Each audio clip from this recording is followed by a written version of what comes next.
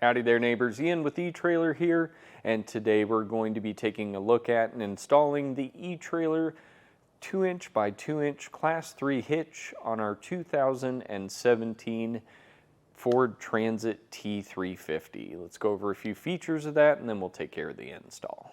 Now when it comes to ratings for this particular hitch, when we're looking at the gross trailer weight, it is going to be 6,000 pounds, but if we use weight distribution, that bumps up to 8,000. Now when it comes to the tongue weight, so the downward pressure on that, it is going to be at 900 regardless of whether you're using weight distribution or not. Now this hitch is going to feature a black powder coat finish, which I really love. It not only matches all the plastics on your Transit, but also is going to hold up really well. We see a lot of hitches that are just painted are going to chip and flake away, thus creating more rust and corrosion over time. With the powder coating, it is really going to hold up to the elements and the abuse you put it through.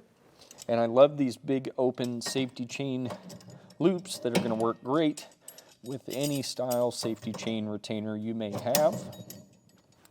And it does feature a 5/8 inch pin hold, pin not included with the kit. Please do check out our locking options to help keep your accessories on the back of your Transit safe. Now our Transit is on aftermarket wheels and tires, so you may have a little bit different measurements as far as clearance and things of that sort, but just as a rough estimate, going from the center of our hitch pin hole out to the edge of the steps here, we're looking at 7 inches. So that'll give you an idea if you do have a folding accessory that you might be putting on the back of your Transit, if it's going to clear. Another measurement to keep in mind is going to be that ground clearance going to the inside upper edge of the receiver tube, and we're just at 14 inches there. Now we are going to go through the install of this, and I'm going to walk you through the whole process. Main thing I'm going to suggest is getting a tap, and I'll give those measurements for the tap once we kind of get under the vehicle and start talking about all that. But there is some hardware that is meant to go into the frame, and there's just a metal insert that they've given you that we're going to have to put the threading into.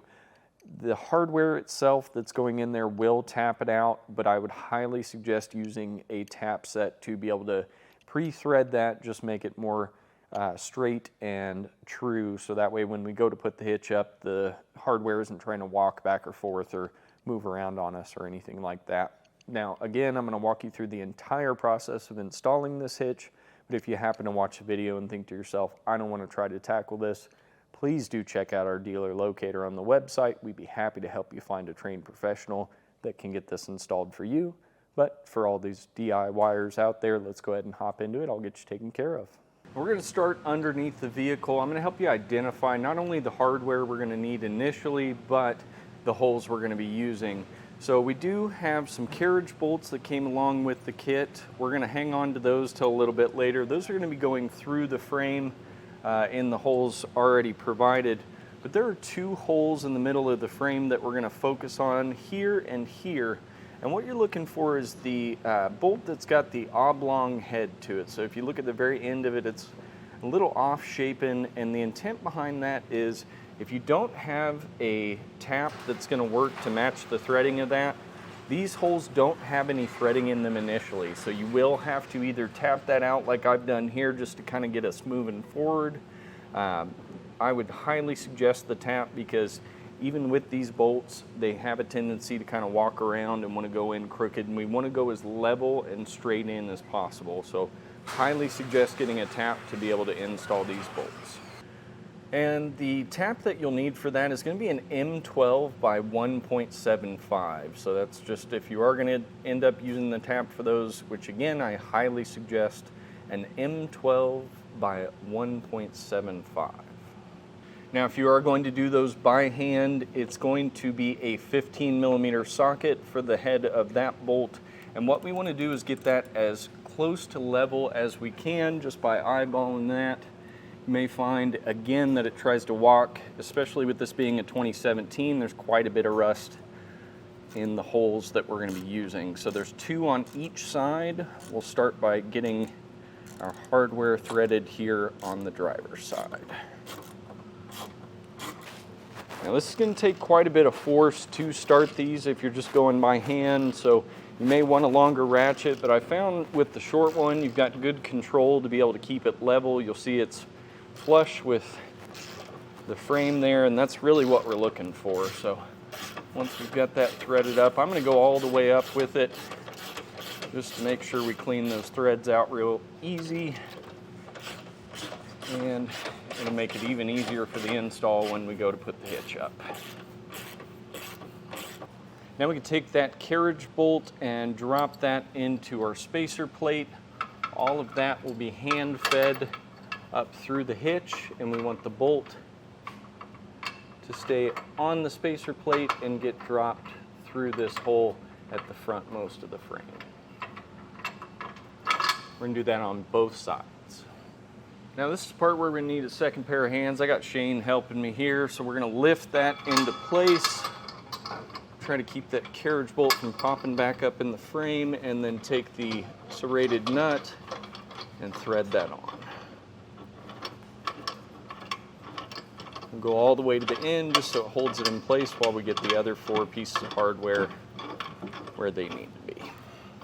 Now we can come back with that 15mm socket and those oblong hardware and run those back up into place.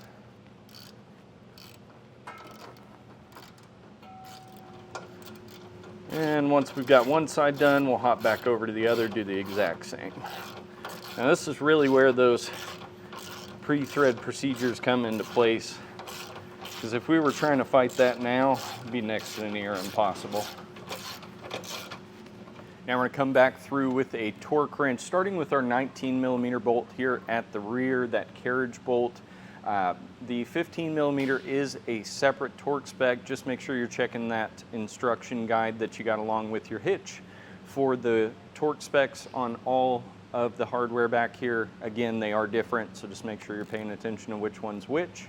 If you do not have a torque wrench, you can pick one up along with your order from us and your hitch to be able to get that properly torqued.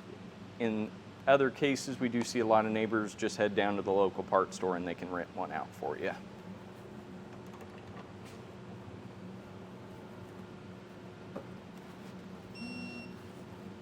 And that's going to do for our look at an installation of the eTrailer 2" by 2" Class 3 hitch on our 2017 Ford Transit T350. My name's Ian with eTrailer, and I appreciate you watching.